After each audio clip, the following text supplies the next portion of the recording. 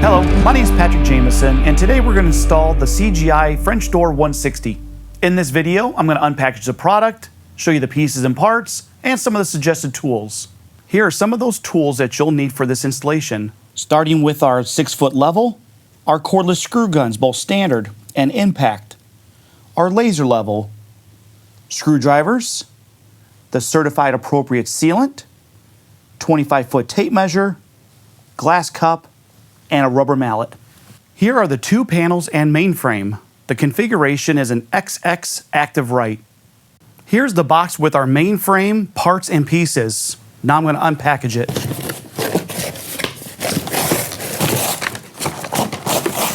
Here are the parts and mainframe components laid out. Here are the two boxes with our handle sets, our hardware bag with assembly screws and jam plugs, our head, our sill, left and right jams, our sill cover, and head cover. To recap, I've now unpackaged the product, showed you the parts and pieces with some of the suggested tools. In the next video, I'm going to assemble the frame, show you where to apply the appropriate sealant, and prep it for installation.